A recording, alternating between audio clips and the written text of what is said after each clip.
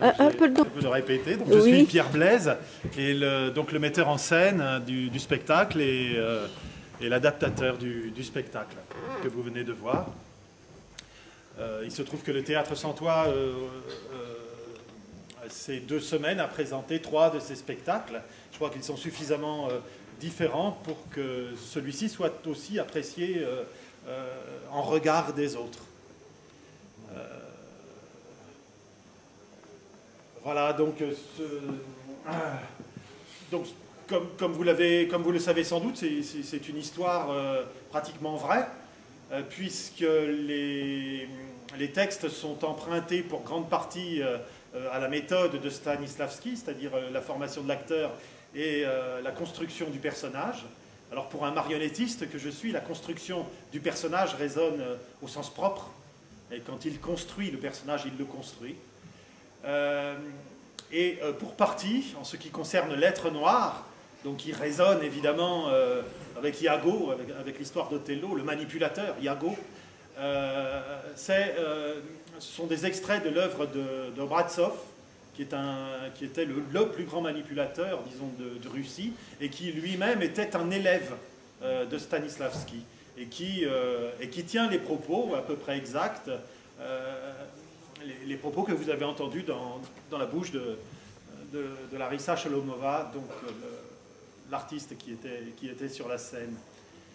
Alors évidemment, ce qui m'intéressait avant tout, c'est cette zone que représente cet être noir qui est entre le théâtre d'acteurs, qui est un théâtre de lumière, et le théâtre de marionnettes, qui est pour moi un théâtre de la nuit. C'est-à-dire que, pour faire simple, le théâtre de marionnettes est un théâtre de metteur en scène, puisque le marionnettiste met la marionnette en scène.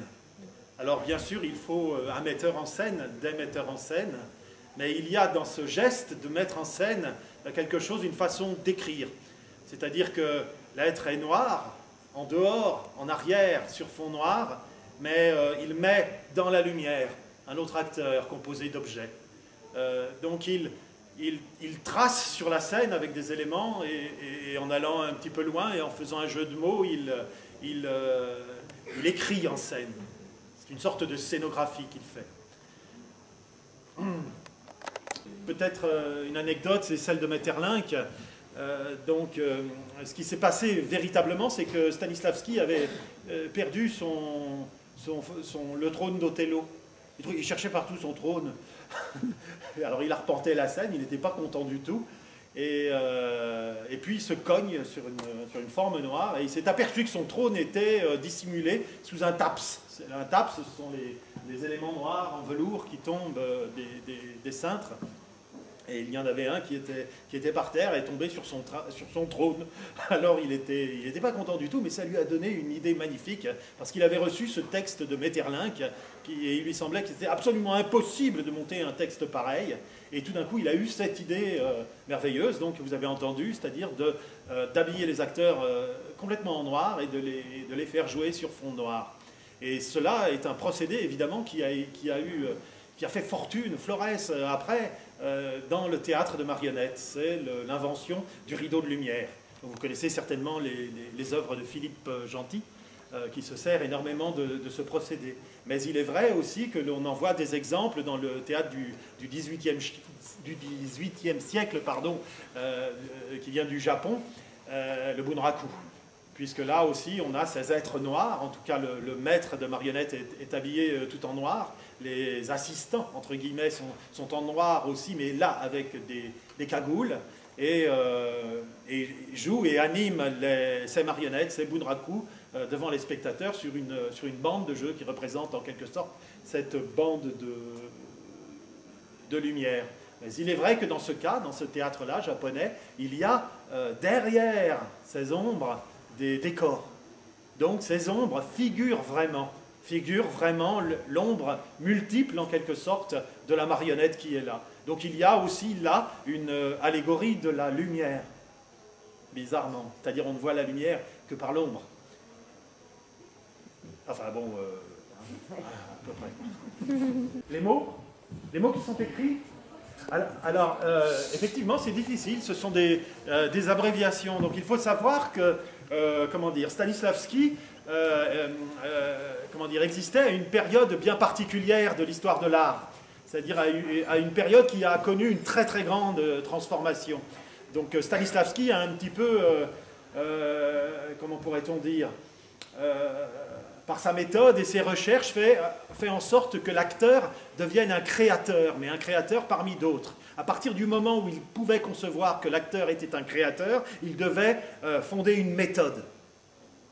Un peintre a une méthode. Un acteur, si c'est véritablement un créateur et un artiste, il doit y avoir une méthode. Et donc ses recherches étaient dans la méthode. Mais il partait du théâtre dit classique, c'est-à-dire en quelque sorte celui qu'on a évoqué avec les premières marionnettes de Othello.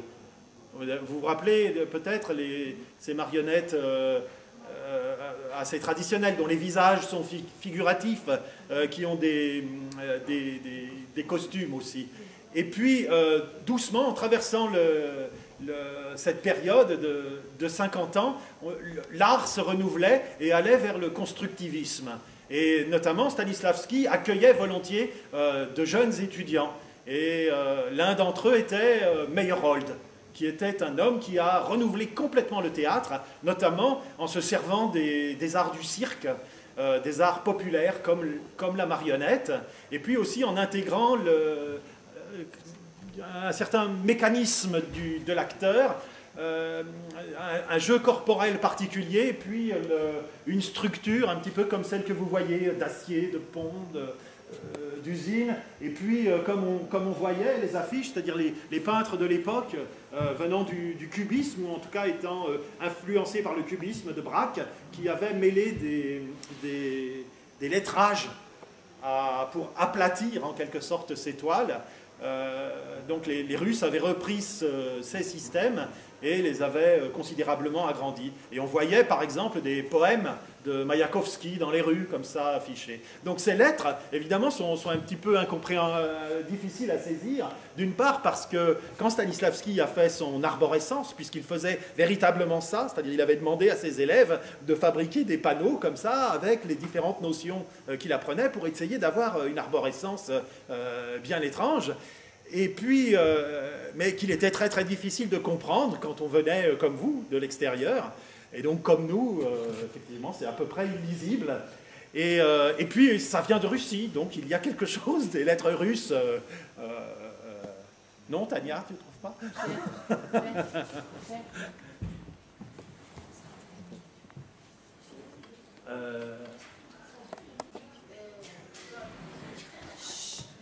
Dans cette pièce, les marionnettes enseignent leur imagination, n'est-ce pas? Pardon? Dans cette pièce, les marionnettes enseignent leur imagination. J'ai pas très bien compris. Je mets en scène leur imagination, c'est ça? Les marionnettes mettent en scène leur propre imagination. Ah, je comprends pas bien, mais c'est intéressant comme idée. C'est-à-dire une marionnette ne tient pas toute seule. C'est-à-dire que, en fait, moi j'ai plutôt tendance à dire le théâtre de marionnettiste. Ça me semblerait plus juste. C'est-à-dire que le théâtre de poupée ou le théâtre de marionnettes, c'est une drôle de chose. On dit le théâtre d'acteurs, on dit pas le théâtre de personnages. Donc le théâtre de marionnettiste me semble quelque chose de peut-être plus intéressant. Et le marionnettiste a un travail particulier sur l'imagination. Ce n'est pas la marionnette qui a de l'imagination, c'est bien le marionnettiste. Et souvent, le marionnettiste a un double travail d'imagination, parce qu'il a celui de la réalité, comment une marionnette s'assoit. Donc avant de se dire comment une marionnette s'assoit, il se dit mais comment, moi acteur, je m'assois. Et puis à partir de là, il fait une transcription, une sorte de traduction. Il parle une autre langue. Et il va inventer la façon momentanée, à cet instant-là, de faire s'asseoir la marionnette dans des gestes qui sont complètement, irréels, puisque la marionnette ne nous ressemble pas. Elle a une grosse tête, elle a des petits bras, elle n'est pas pareille. Mais elle ressemble comme ressemblerait à un dessin d'enfant, à un personnage. Une grosse tête, des bras, à peine des jambes. C'est un peu un dessin d'enfant, en quelque sorte. Quand tu vois un dessin d'enfant tu vois un bonhomme. Et tu peux voir un bonhomme en train de dessiner sur ce dessin ou je ne sais quoi. Bien, il y a cette sorte de relation à l'enfance un petit peu particulière, qui est là aussi une relation, je dirais, artistique, esthétique. Une relation qui a à voir avec l'art, donc avec l'imagination. Mais c'est le travail du marionnettiste, du manipulateur, qui est donc un acteur. Et c'est aussi ce que tendait à chercher ce spectacle, en tout cas pendant les répétitions, c'est-à-dire à mettre en parallèle l'acteur et la marionnette. Stanislavski cherchant la vérité humaine, quelle est la vérité humaine des marionnettes? Évidemment, c'est le marionnettiste. Et puis, c'est absolument impossible de correspondre. La marionnette arrive à s'asseoir sur la chaise sans rien faire quand elle est parfaitement immobile. Mais qu'est-ce qu'une marionnette complètement immobile? Ah, elle a en elle la force de l'immobilité, qui est quelque chose d'extraordinaire parce qu'elle va s'animer. Mais si elle reste immobile, jusqu'où va aller notre tension, notre attention? Et il faut savoir que ce qui est très intéressant sur une marionnette, c'est que ce n'est pas tant la marionnette qui fabrique les choses que ce que nous, spectateurs, lui faisons faire. Et comment notre imagination va l'animer aussi. C'est-à-dire sur un simple signe que fera le marionnettiste, peut-être qu'il y aura beaucoup plus qui est offert à la pensée des spectateurs. Et dans ce sens, le théâtre de marionnettes me paraît un théâtre, comment dire, de participation véritable, mais de participation de la pensée. Donc un théâtre intellectuel, oui, dans le vrai sens du terme, dans le sens où il est agréable d'avoir des choses intellectuelles, où on peut avoir un grand plaisir à la pensée. Même si on s'aventure et même si cette pensée est perdue, si on perd le fil. C'est une autre expérience que l'émotion, ou en tout cas, ça peut être une expérience parallèle, où on peut avoir de l'émotion avec la pensée et avec l'imagination. C'est tout cela qu'il y avait dans la recherche qui était faite avec les acteurs. C'était une recherche. En fait, vous assistez à un moment de cette recherche, un moment certainement qui se renouvellera comme se renouvelle le théâtre, mais qui, en tout cas, en ce qui concerne ce spectacle, n'ira peut-être pas plus avant. La recherche s'est faite, là, pendant près de 2 ans, enfin, en des périodes séparées, mais malgré tout, pendant 2 ans, puisque les périodes où on s'arrête sont aussi des périodes de travail, de compréhension des choses. Je parle beaucoup. Oui, ce serait l'heure de... Les marionnettes, elles étaient par une main ou par 2 mains parce que pour pouvoir franchir. Alors les marionnettes fonctionnent exactement comme des guignols. Ce sont des marionnettes à gaine. Alors là, dans ce cas-là, donc c'est comme ça.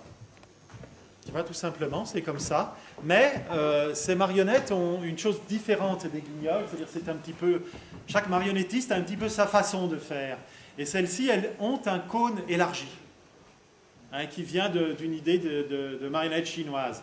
Et ce cône élargi permet de mettre l'index ou de déganter l'index, et donc d'avoir un contrôle très très fin de la tête. Et également de changer la position de la main. C'est-à-dire qu'à l'intérieur de la gaine, la main peut être à l'envers. Et puis, comme la gaine est un petit peu large, on peut changer de main. Changer de main, ça veut dire qu'on peut avoir des positions plus confortables, mais ça veut dire aussi qu'un second marionnettiste peut prendre la marionnette. Par exemple, à certains moments, Larissa prend la marionnette. Et cela veut dire que c'est une très grande différence par rapport au métier d'acteur. C'est-à-dire un acteur, en général, endosse un rôle ou entre dans la peau d'un personnage. Mais un marionnettiste peut prêter son personnage, en quelque sorte. Et puis, il doit manipuler aussi ce qu'il y a autour.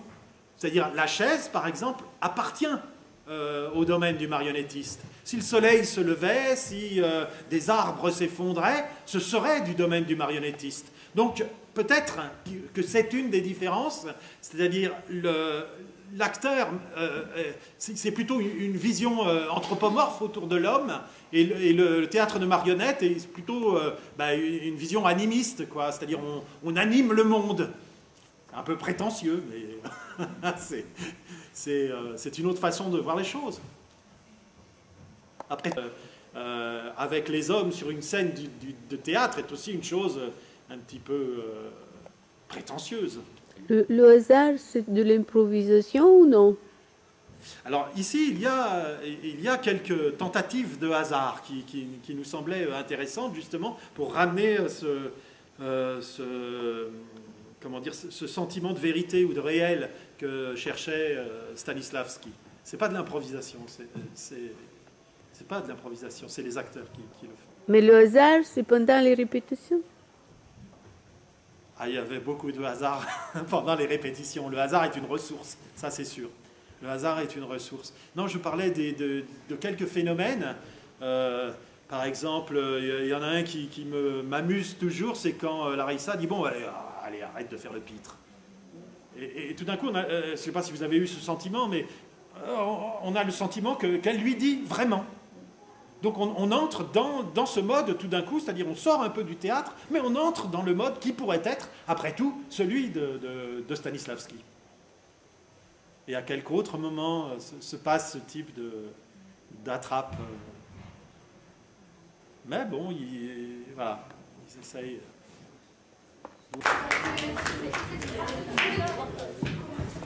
C'est une position très particulière, vraiment, véritablement, puisqu'il y a une sorte à la fois de connivence et de concurrence, il faut bien le dire.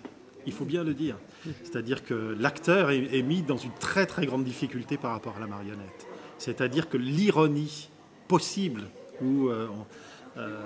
est là, c'est-à-dire l'ironie du jeu. On la voit par exemple sur la relation dans la scène du critique avec le professeur.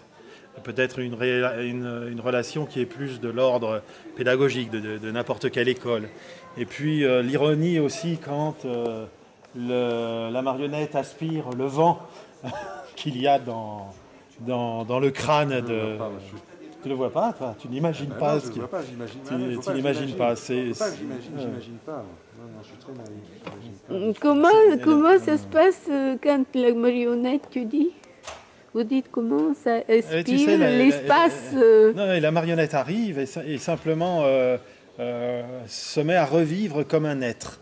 C'est-à-dire de la mort, Marc la fait revivre. Et cet être qui revit devient une sorte d'elfe ou d'angelot ironique autour de lui et vient se poser comme sur une sorte de bonnet de fou ou de bonnet d'âne. Un bonnet d'âne. C'est ça qui se passe. Un bonnet d'âne. Et il aspire les radiations et il part, donc vraisemblablement empli de vent. Donc là, c'est plus rabelaisien et c'est très irrespectueux pour Stanislavski. Mais en même temps, la chose ne cherche pas l'irrespect du tout en rien. Mais là, il y a la farce que font les élèves d'ailleurs. Marc-Henri ne le savait pas lui-même ce que faisaient les marionnettes, il ne le savait pas. Moi, je ne sais pas ce que font les élèves. Donc c'est véritablement comme un élève accrocherait un poisson d'avril sur la veste. Moi, j'ai l'impression de prêter ma marionnette aux marionnettes. Ma marionnette d'acteur. C'est-à-dire ce qui m'échappe, ce qui fonctionne avec sa propre inertie, avec ses propres problématiques, je l'offre. Et je l'offre dans un rapport à ce qui se passe pour moi avec ces petites bêtes qui pour moi sont absolument vivantes et magiques. Et qui me poussent aussi à des choses, à des réactions qui sont à chaque fois légèrement différentes et qui créent chez moi des choses qui me surprennent moi-même et qui vont être des moteurs de jeu par rapport à une chose qui existe. Il y a un texte, il y a tout ce qu'il faut. Mais là, dans le moment réel de la chose, moi, je suis complètement pris par ce qui se passe de ce rapport à la marionnette. Mm-hmm.